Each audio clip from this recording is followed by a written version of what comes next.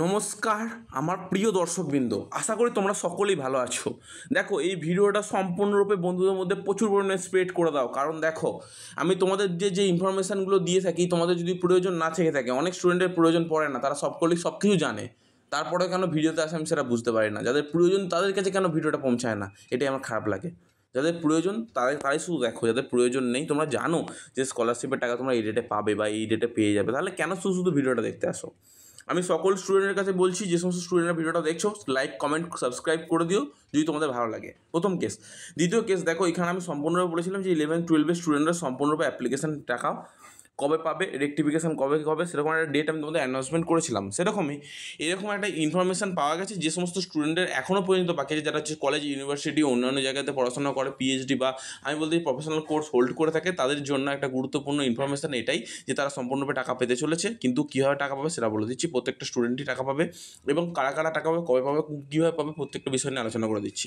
দেখো, প্রথম বলে দিচ্ছি, যে সমস্ত স্টুডেন্টরা এই মুহূর্তে একটা গুরুত্বপূর্ণ অ্যাপ্লিকেশন বা আপডেট যেটা আছে, যে ফান্ড অ্যাভেলেবেল হয়ে যাবে একদম 15 তারিখে, একদম সকলে টাকা পেয়ে যাবে, কোনো সমস্যা নেই।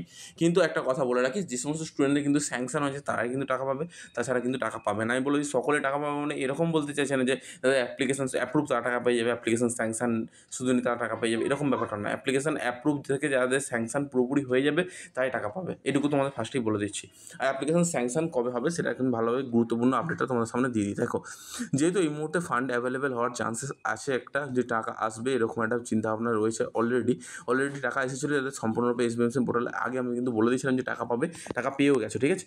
কিন্তু এই মুহূর্তে দাঁড়িয়ে কিন্তু তোমরা সকলেই টাকা পাওয়ার জন্য ব্যবস্থা করছো, যারা যারা আছো তারা সম্পূর্ণরূপে চিন্তাভাবনা করছো যে হ্যাঁ স্যার আমাদের প্রয়োজন এই মুহূর্তে, তো আমরা এখন কী করবো। তো তাদের উদ্দেশ্যে একটা কথা বলি, তোমাদের অ্যাপ্লিকেশন সম্পূর্ণরূপে সব ঠিকঠাক থেকে থাকে, তাহলে তোমার কিন্তু নতুন করে এলিজিবল হয়েছে তুমি টাকা পাওয়ার জন্য। তো এলিজিবল যেহেতু প্রত্যেকটা ছাত্রছাত্রী আছো, তারা টাকা পেতে চাইছো, তাদের কিন্তু একটা গুরুত্বপূর্ণ জিনিস মাথায় রাখতেই হবে, যে তোমাদের কিন্তু ফান্ড অ্যাভেলেবেল হওয়ার পরেই তোমাদের কিন্তু সম্পূর্ণরূপে অ্যাপ্রুভ হবে না। অ্যাপ্রুভ থেকে স্যাংশন যাদের যাদের হয়ে যাবে তাদের কিন্তু ফান্ড অ্যাভেলেবেল হওয়ার পরেই টাকাটা পেয়ে যাবে। কিন্তু একটাই সবথেকে বড় গুরুত্বপূর্ণ সমস্যা, সেটা হচ্ছে মাথায় রাখতেই হবে তোমাকে খুব গুরুত্ব সহকারে, যে তোমাদের হাতে সময় অত্যন্ত কম।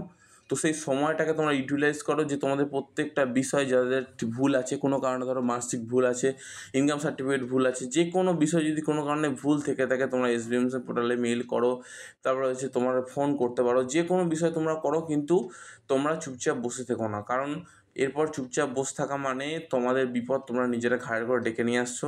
কারণ এরপর তোমাদের আর কোনো রকম কোনো স্কলারশিপ অ্যামাউন্ট ডিস্ট্রিবিউট করা হবে না বা দেওয়া হবে না, তখন কিন্তু তুমি কিছু করতে পারবে না। তোমাদের এখন হাতে সুযোগ আছে যে রেক্টিফিকেশান করার বা নতুন করে অ্যাপ্লাই করা বা বলে দেওয়ার, যে স্যার আমাদের এরকম ভুল হয়েছে, প্লিজ আমাদের একটু কারেকশান করার সুযোগ দিন। তারা ডাইরেক্টলি তোমাকে যদি বলে বিকাশ ভবনে চলে যাও, চলে যাবে, কোনো ডাইরেক্ট কোনো প্রবলেম নেই।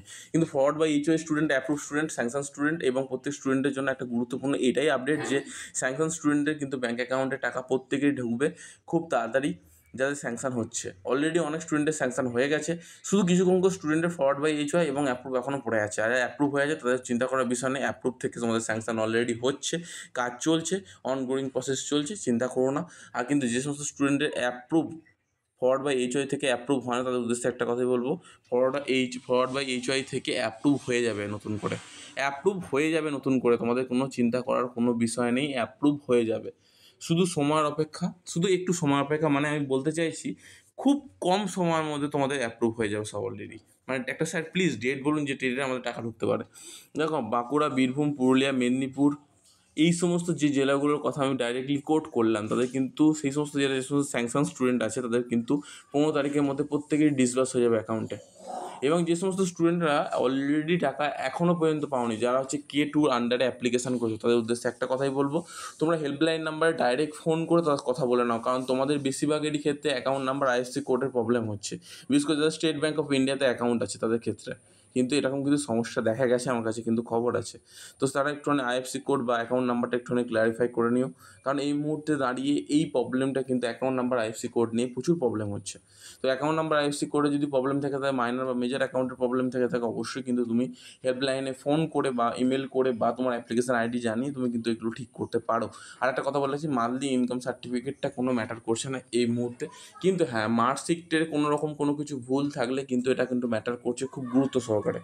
আরও একটা বিষয় তোমার মাথায় রাখবে, যদি অ্যাপ্লিকেশান রিজেক্ট না করতে চাও, তাহলে কিন্তু তোমাদের ক্ল্যারিফাই করতেই হবে যে তোমাদের অ্যাপ্লিকেশান সব ঠিকঠাক আছে। আর যদি কোনো কারণে এসবিএমসি পোর্টাল একবার বুঝতে পারে যে তোমাদের অ্যাপ্লিকেশানে কোনো জায়গাতে কোনো খামতি আছে, তাহলে কিন্তু পাবে না টাকা। এইটুকু আমি তোমাদের ফার্স্টেই বলে দিচ্ছি, পুরোপুরি ক্ল্যারিফাই করে দিচ্ছি। সো কল্ড তোমরা কিন্তু কেউ কোনো রকমভাবে এই মিসলেডিংয়ের মধ্যে পড়বে না যে আমাদের স্কলারশিপে সব ঠিকঠাক আছে কিনা আমরা চেক করবো না, কোনো কিছু চেক করবো না, তাহলে এটা ভুল করছো। যদি কোনো কারণে ভুল থেকে থাকে, অ্যাপ্রুভ হয়ে গেছে, স্যাংশন হয়ে গেছে, হয়তো টাকা পেয়ে যাবো না। যদি কোনো কিছু ভুল থেকেই থাকে তাহলেও অ্যাপ্লিকেশান রিজেক্ট হয়ে যাবে তোমাদের। একদম ঠিকই শুনেছো, অসংখ্য ধন্যবাদ।